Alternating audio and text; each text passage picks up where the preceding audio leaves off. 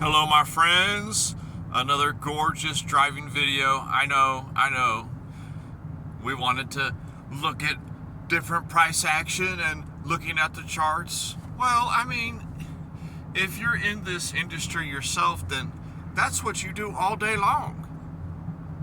All day long, you're just staring at a screen, especially starting out, especially if you're scalping. Like we did on Monday. Monday was an interesting day. I talked about that in my last video. Very interesting day, Monday. Taking what was it, like $100, and we took it up to like $240. Very interesting day. It was like, no, I think it was 130 up to like 220. I forget, but very interesting day on Monday. But hence why we're just taking a nice little night drive, opportunity to hang out with each other and enjoy these spooky country roads. But the subject today, yes, I gotta say, please like and subscribe, because you know how we roll. I love comments and I love the likes, and comments is everything to me. I love talking to other people about this industry that we are in, this journey that we are undertaking. I feel like I got bit by a spider, I'll be honest with y'all, because honestly, I think something done got me inside my shirt. On my upper back, it feels almost like a bee sting. Interesting. Off subject as usual. You can tell this is Casual Friday. So today I was looking at some different things, and I was just kind of going over. I've completely exited out of my Dollar General position, so it's done. Another one in the books, my friends. We are up and coming, I'm telling you. It's so interesting when you're starting to get, when you reach that curvature of your journey where you're like, it's hard to explain. It's the struggle, the pain. And then you kind of reach this, curvature where it's kind of, the universe is like bending to your will. Okay? That seems crazy, but that has really happened to me this week. Everything I've been looking at in the markets this week, a lot of my ideas, they've all been like working out good. We had Tuesday was kind of, I wasn't really feeling the market. The market did something completely different on a couple of pairs than what I was kind of formulating my game plan around. And that's okay. But Monday, Wednesday, Thursday, today, it's like amazing this week. And I really haven't made a lot of money this week, but it's been a profitable week. Okay? And a profitable week is like, I'm telling you, you don't think you can go a prolonged period of time of losing? Oh, my friends, yes, you can. In this business, you can.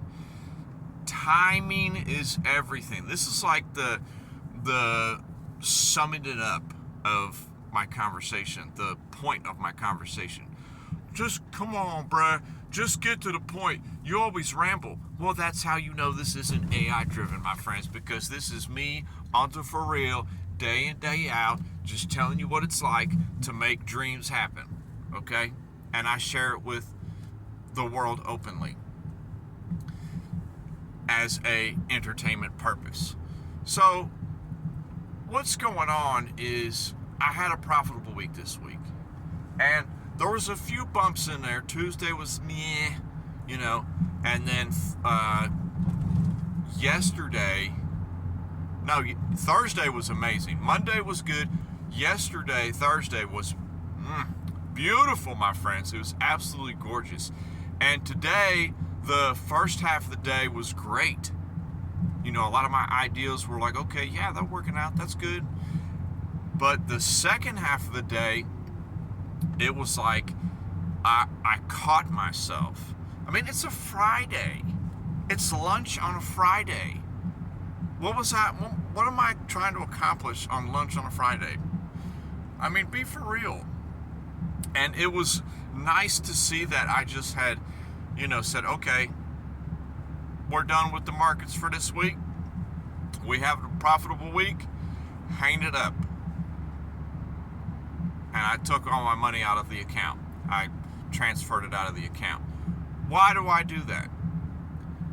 This is the first week that I have just not left money in there over the weekend. Well, why would you do that? You're going to have to pay a fee for, moving the funds. I don't care about the fee. You don't think the market's making fees off me every day? Of course they do. I support their living. But it's kind of goes back to that $100 that we kept in our pocket this week from Monday's scalping. I'm changing the way my mind works when it comes to money in the markets and giving money to myself. Okay? I'm not being selfish when I say I deserve to be actually paid in the real world with cash when I'm behaving well in the markets. And Monday was the start of that.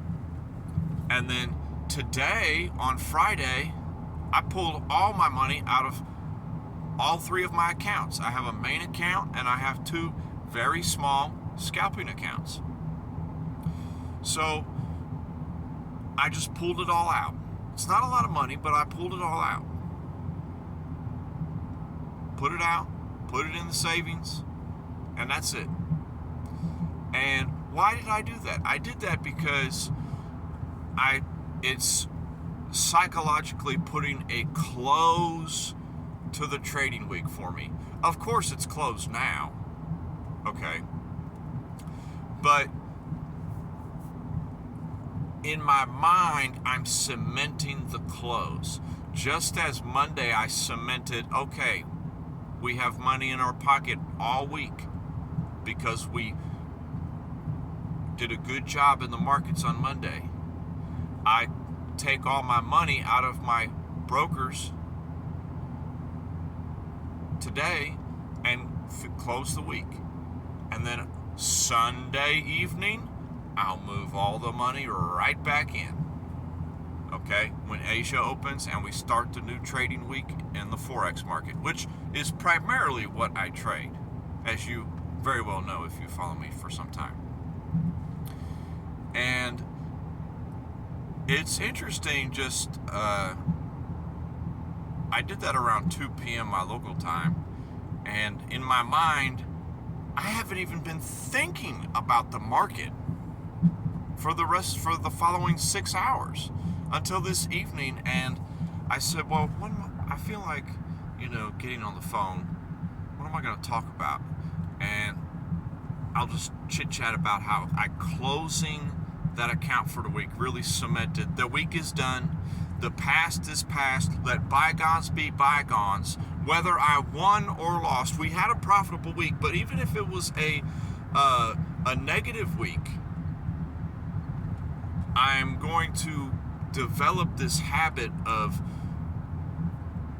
pulling all the money out at the end of the week and saying, okay, that's it. It seems silly, and I know if you got 50, 100, 300,000 in your trading account, there's no need to be shuffling it in and out of there, okay? You're going to be paying too much money in fees. But for me, it's just helping me cement the week is done. There's nothing you can do about the past. These are the good things you did this week. These are the bad things you did this week. And this week I did more good than bad. And then what do? I can just focus on myself on the weekend. And then Sunday evening come right back into it and start fresh. Here's what we got. So I don't know, it's interesting, that aspect of my trading journey to me, on something new I'm going to start doing. But let me know how you're doing. You know, I always am on here talking about myself, especially on the driving videos where I'm just in the car and I'm just having a conversation with my friends here, and it's odd, you know. You can send me any comment you want or like. I do have a Discord group, as I've stated recently, working on a big move for me, so not so much in the markets as much as I'd like to be. When the move is settled, I'll be in the Discord making a lot more videos, sharing my personal journey more openly than I have been. Haven't really been trading a lot, because most of our trades the past 3 months have just been swing trades. Our Dollar General swing trade, which ended up being a banger, okay? AMD, it didn't play out the way I wanted, and we got out, you know. Tesla was gorgeous. S&P was easy. It was easy trade, my friends. I mean, I say it's easy. It was only easy to make a little bit of cash from S&P because I had only seen that kind of maneuver, you know, 10 times before, on that day when it had dropped to 49.82 or whatever it was, just a hair below 5K. And it was that 20% pullback from the 6,100 high, okay? And we made a video that day, and I told everybody I'm buying right now. 5K exactly, 500, this is my buy. And sure enough, went right up to 6K. It went beyond my take profit. Take profit was 58.88. That was the take profit. I mean, it went beyond that. And it was gorgeous, but mostly a lot of swing trades. I tell you one trade that was, you know, this is what cracks me up too. Any video you watch and people talking about trading and sharing their personal trading journey, it's always win, win, win, win, win. I'm the man, I'm the man, I'm the man. I'll tell you right now, I'm not the man. Everybody knows I've lost my shirt financially in this business over and over and over again. And every time I lose was a little thread starting to knit that jacket of my Letterman jacket of becoming a professional trader. Okay? Every loss is a thread in knitting your Letterman jacket and making the team in trading. I'm telling you. So, a big loss, I wouldn't say big, but one that kind of really sideswiped me this past year. We're already halfway through the year, so let's just cut the crap. Let's talk about some of the worst trades of the year. AMD, I'd put that like third worst trade of the year. It was showing life, but it just didn't quite hold that trend I wanted it to. So we got out. It wasn't that big of a loss. We got out. Second biggest loss of the year definitely would be that dollar yen trade in, I would say it was February. It was, if you remember right, it was immediately following our gorgeous win on Aussie dollar, because Aussie dollar was like one of our best Forex trades ever that I've personally had. That trade absolutely murdered it. It put me up in my account. It was great. But immediately followed after that, we went back to that old demon of dollar yen, and you know, it was just sideways forever in February and March. It wasn't doing that maneuver that we were looking for. That's the trick about the market. You never know when it's going to do that. Timing is everything.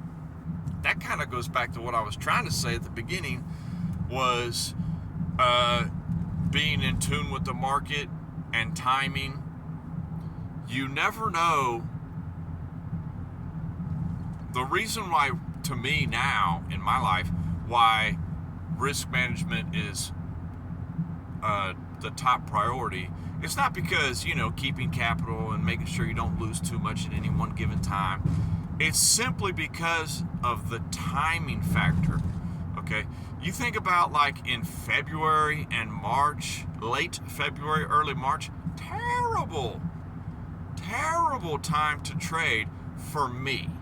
The market during that time was not making the behaviors that I am comfortable with, and I can kind of easily identify that, I've seen this move before. Okay, I'll take this position. But then come to June, late April, May, June, the market started making sense. It started doing those things that I've seen this happen before. Yeah, most likely the market's going to do this. It has a much higher probability of doing this than that, because in the past it had made that same trap and tricked all the people with that same kind of maneuver. So it's the difficulty in trading is identifying, for me, when is the right time to be at the table. Okay, and learning more about focusing on, the market is flowing the way I can easily identify. Oh, look, there it goes, right to where I thought it was going to go. I bet after here it's probably going to go right there. And next thing you know, it does exactly what you thought it was going to do. Okay, I have to make the market conform to my will in order for me to make money in this game. And identifying that behavior of the market and knowing whether that's happening at a certain time, that is the most difficult thing for me in trading at this moment. The execution, the risk management, the ideas, the setups, the fundamental analysis, the technical analysis, all of that is there. Automatic, subconsciously, day on day, it's there. But identifying that behavior of the market is key. How fast is price moving to and fro? Is it making aggressive movements, or is the sea calm? Okay. Now, if I'm scalping, I want it to be a tsunami, because that's where, like on Monday, the market was up, down, up, down, up, down, up, down. It was easy for me to double that account because, here we go. We're going down here. Okay. Oh, look, they paused. Yep. Too many people are trying to sell right here. We're going to go punish them. Up we go. All you got to do is just change directions. Monday was like easy for me as far as scalping. But on swing trades, I'm looking more, especially when I'm trying to get in, I'm looking for more calm waters, a nice rounding maneuver. Like, I keep saying it, but it's only because it's a good example. Look at Dollar General. Go look at Dollar General, look at the chart, and I'm telling you, I don't even have it up in front of me. I can tell you what it looked like. When it dropped down to like $72, look at what it did for the next couple weeks. It just was like a nice, smooth, area right there that it just hanged out in. And that to me is like beautiful because it's low risk. If it breaks down from that area, okay, your idea was wrong. You lose 5-6%. But if it holds that area and you're patient, you could get 20-25% off that. But number one loss of the year, we said 3 and 2. Number one loss of the year, 5 below. my friends, that was brutal. That was brutal because last year it was looking so juicy and everything was setting up right. And looking back at it now, I think that was one of those ideas and picks that I was looking at that was like, okay, this really got affected by the whole tariff deal that went down. Because around that time, it just, woof, it collapsed. And we ended up getting kicked out of the position. But then now, if you go back and look at it now, it's almost to where we wanted to take our profit. So it's kind of like, we were right, but we just didn't account for it dropping too low. So what? Who cares? Okay? It doesn't matter. You have to stick to your game plan. And the fact that we stuck to our game plan means that we took a minimal loss on Five Below. Because who was I to know whether or not it would go bankrupt and go to zero? Okay? It might have, it might not have. But I had my idea to hold a particular area. It didn't. That's okay. So I've been rambling quite a bit. I just wanted to catch up with everybody. I hope everybody has a great weekend. I'm hustling and bustling on getting in this new house so I can be more readily available to make videos because I enjoy talking about the markets with everybody. Hit a like, hit a subscribe. Tell me how much you hate me. And I will talk to everybody later. Peace.